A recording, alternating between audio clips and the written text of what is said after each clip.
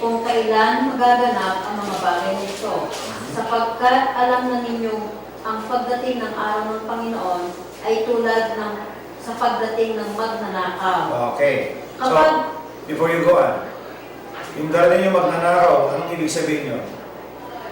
Why does it was likened that the Lord will come as a thief? What does it mean? Hindi nagpapaalam. Hindi nagpapaalam, biglaan, yung panahon na di mo ina-expect. Inasahan. So that's the picture. When Jesus will come, it's like a thief because hindi nagpapaalam yan, biglaan na lang. Then verse 3.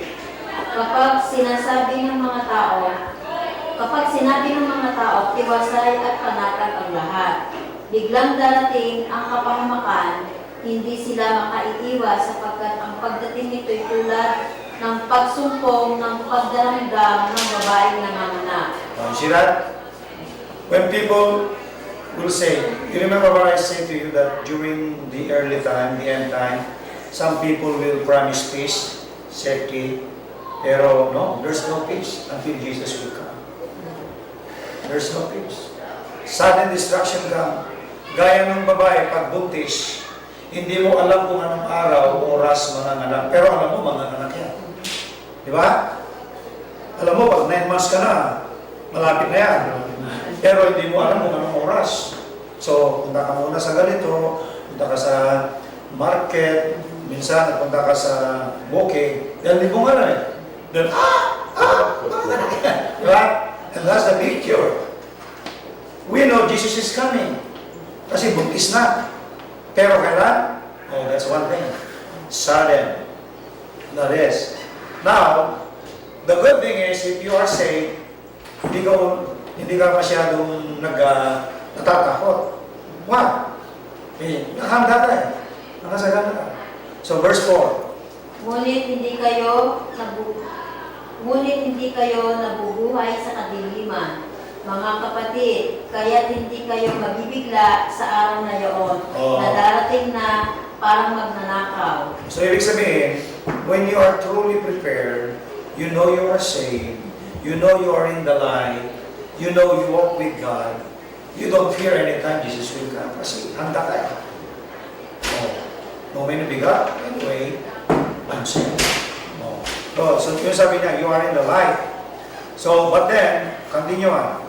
Kayong lahat ay kabilang sa panig ng kaliwanagan, sa panig ng araw at hindi sa panig ng kadiliman o ng gabi. Good. Kaya nga kailangan tayong manatiling gising, laging handa, at malinaw ang isip, di tulad ng iba. Verse 7, kung gabi karaniwang natutulog ang tao, at kung gabi rin karaniwang naglalasing. Hindi tayo dapat maglasing. Yamang tayo'y sa panig ng araw. Gawin nating baluti ang pananampalataya at ang pag-ibig at helmet ang pag-asa sa pagliligtas na gagawin sa atin ng Diyos. Verse 9, tinawag tayo ng Diyos hindi upang parusahan, kundi upang iligtas sa pamamagitan ng ating Panginoon Jesucristo. Okay, so God, tinawag niya tayo natapudusan. So, if you are saved, hanggang madusa. Hindi ka mataparusahan. So, are we going through the tribulation? No, tinawag ka na ng Panginoon eh. Nasa araw ka, di ba? Anak ka ng Diyos. So, will you go through that tribulation? According to the Bible, hindi. Because God is with you. And He will be there for you. So that's one of the verse to prove that lahat ng ligtas, lahat ng nasa liwanag, those who are living in the light will not go through this, what we call wrath. God has not appointed us to wrath. Ibig sabihin, hantay tumaramanan ni Uto. You need to be aware of that. Now, what will happen after Jesus will come? So we have seen it after the tribulation, then Jesus will come, then we will go to the millennial kingdom. Okay? Now we'll go to 2 Peter. This is a description of the end times again. 2 Peter chapter 3. Chapter 3. There are people who are mocking about the coming of Christ. Sabi niya, ang tagal nang sinasabi. It's been a long time. They say Jesus is coming. Wala pa naman. Now, this is predicted. 2 Peter chapter 3. Sabi niya, verse 3.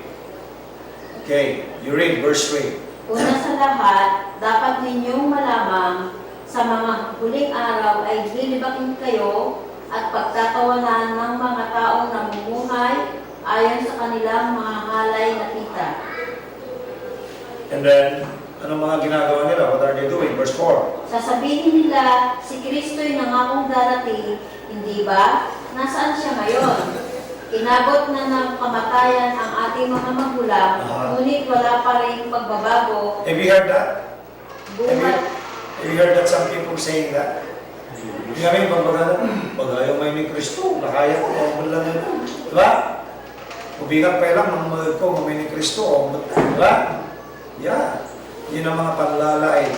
Yeah.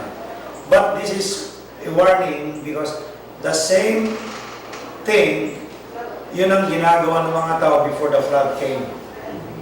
Diba sabi ni Noah, oh, the flood is coming. But how many years before the flood came? The first announcement of Noah. You know how many years? 120 years. 120 years.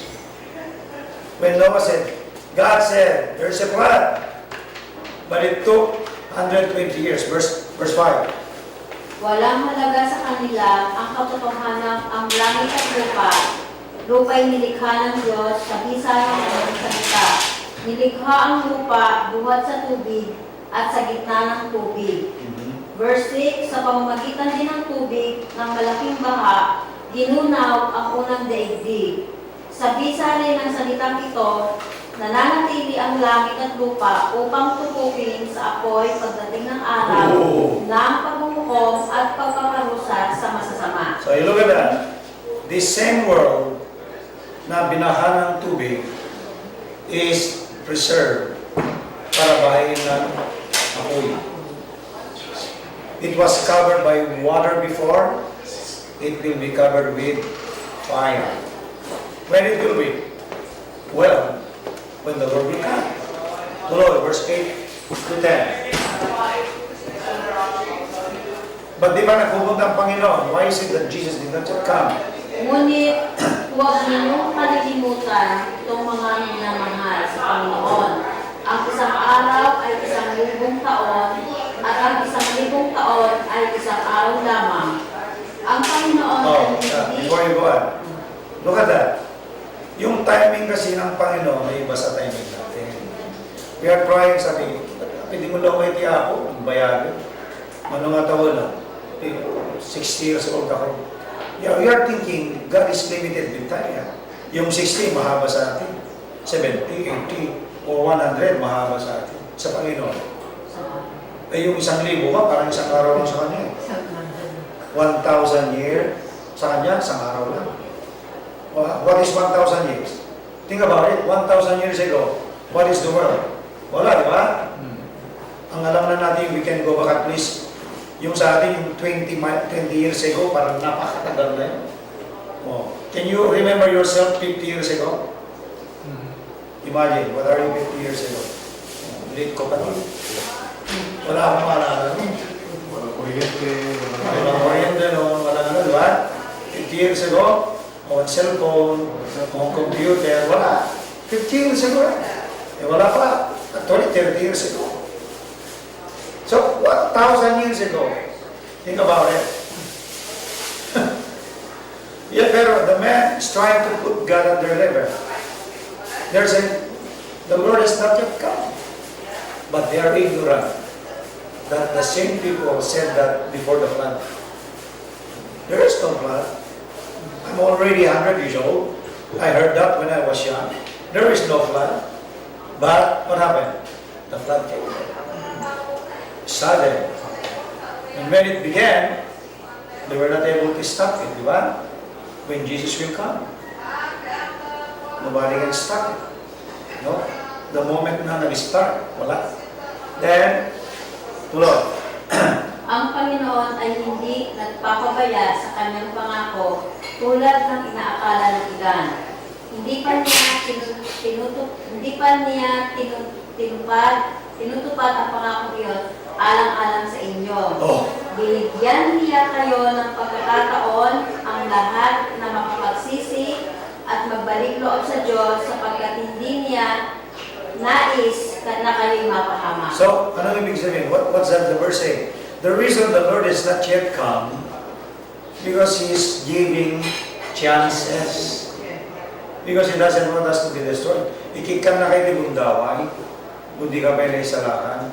Tanong, the funny thing is, those people who are not prepared are the one who are saying, why did God did not yet come? And they are not prepared. If the Lord comes, then that's the end of it. Sila pa sana magpasalamat, buti na lang, hindi pa siya punta, hindi pa ako ligtas, di ba? Pero sila pang matapang, di ba pa iman, ba't pa siya, di ba? That's the problem. These people thought God is joking, you know. When God makes a promise, He will fulfill it. If a man like Douglas MacArthur said, I shall return, he was able to fulfill that. Wow, I love Jesus when He said, I will come again. Can He not fulfill that? He will. That's why we need to be extra careful in saying, oh, but. Now, notice verse 10 again. Ngunit ang araw ng Panginoon ay darating na tulad ng isang magnanakaw. Sa Again, araw na sino magnanakaw ngayon? Lagi mo ulit, no? Sa araw na iyon, ang kalangitan ay biglang mapaparang na may nakakakamilagot na ugong. Matututok ang araw, buwan at mga bituin. At ang lahat sa lupa ay malalangkad. Was that? Lahat sa lupa ay masusunog. So this is the, sabi ng saksi, hindi raw masusunog ang lupa. Sabi ng Biblia, masusunog. Yung mga laman, yung mismong earth, syempre hindi. Pero wala ng laman. Pag may sunog, masusunog ba yung lupa? Hindi The houses, anything, di ba? Almost everything can be destroyed by fire, di ba? Lalo na pag napakainit, kahit yung metal, di ba? Matutunaw yan. This is when God will cleanse the whole earth. And pinakamagandang pang-cleanse, apoy. May nangyari talaga sa bintag, mga lumang bahay ba? Bahay sa ilalim, yung mga manok, may mga manok kasi sa atin, di ba? E kung minsan, dahil sa manok, mayroong pulmog, yung kasi, di ba? So, ginawa yung matanda, kumuha siya ng karutan, pinuura na Jeshiro, gurab, at nung matay ni Jehulmog. Eh, ewan namin nangyari, nasunog lahat yung bahay. Kaya sabi nila, wala na ilmog. Pero kasi yung bahay, wala na rin. But that's what God is doing. He will totally cleanse. Pero saan tayo? Yung mga ligtas nasa langit na yun. Lahat ng tao na hindi ligtas, yun ang mga mamamatay. And then this earth will be called a new heaven and new earth. Kaya magiging bago uli ito. That's why in verse 11, you see that? Yamang ganito ang magiging wakas ng lahat ng bagay, italaga na ninyo sa Kanya ang inyong sarili at mamuhay ng ayon sa Kanyang kalooban. 12-13. Samantalang hinihintay ninyo ang araw ng Diyos, magsikap kayong mabuti upang madali ang pagdating ng araw na iyon. Araw ng pagkatupok ng kalangitan at pagkatunaw sa matinding init ng mga bagay na Now, think about it. It's not only the earth, but the heavens. We need to say the planets. Now, even in our time, it is so easy to destroy the earth right now with human ingenuity or yung armas ng mundo. Alam niyo ba, there's so much enough power that man invented to destroy the world right now. Oh. Brother Malcolm knows that, being a soldier. Nuclear bomb, atomic bomb, whatever. There's enough. But man will not be the one to destroy the earth. It will be God. Takot na yung mundo eh. Just one comet, big comet to hit our earth, I tell you. You know that? Have you seen movies about it? And the scenario that the scientists are picturing when there's a comet that hit there is the same scenario that the Bible is describing. See that? There will be fire, there will be darkness. Yun ang mga scenario. The moment na meron bumagsak ng comet, yun ang mga scenario. So, kayo na ako, kasano kuma. This is humanly possible. Even without the hand of God. Di lang lalo, kasi Diyos pa iti mga kong. So we need to be aware of that. Okay? So, for us, we need to know ana iti makungkuna nga panangsagana tayo. That's why the Bible keeps on repeating, nakanda ka, nagsagana ka, watch and be sober, be vigilant. Dapat lagi tayong prepare or else tayo ang mawawalan. So with that in mind, we will say, makaawag mo ti Diyos, o rin kang biyag mo niso, o rin tanin sa lakana. Well, yes. Pero there will come a time, sabi ng Bible, we will appear before the throne of God. At sasagutin natin yung ating what have you done? Have you done this? Have you done that? You will answer. Sana nakahanda tayong talaga. Okay, brother? At Diyos sa silay, naman kami ako iti sa ungin kami na ada, nang ilang tatanaksawa. Tigitika di ako mapamalagi. Ako ting kami ako utuben kaya na ulaglagi ko na ting kami ginagawa pa ng biya. Lupot puno kong inawad na kakasaman magbut kayo mag-isala kami ako kung may pagpunagan mo. Ikit di ako Diyos. Ulating ka pa nagbiag, itirabaw tinaga. Pagpanuray ng kumaako ka nagiti pagayatang, na mga Diyos na bendisyon ang nagiti aming at talekeng ka. Yung nagdamang kay kada kami ako Diyos, nagiti hampay ngayon, mawat kayo na kas namugot yung mga isalakan na, sapay ka di ako Diyos na mautog na ako, pagtumpalan natin si karawala. Yung kadigiti aming yung mawat kayo na ako Jesus, hindi ka na ibiyag na nayon. Yung kadigiti haan na nagtalekeng iwana, panagtuto, ipagtumparan ka. At di kami ako, sa kaanan ako, magsuki, magkaligipus-puso mi, ako Diyos na tutulong inawat na ka. Itagbiyak ng kumaong iso, ako Diyos na rin ipagayatan. Tulungan na ang oran ako Diyos na ginagang kapanagbiyak. Ang kumalaan ako Diyos na bigit na ginagdamit ang pagkasikuran ng hindi ako uurayin minto na itanal daw yung may minto. Yung may minto ako pananala na bigit aming na namatitin. Tadi mi ang mga Diyos mo ano ka maumaya, kas ko na mapit sa ulo, kas ngay sa mananakaw, maumay si oras na di mi ang tulungan ang mga ko ang biyago kay ay kaya.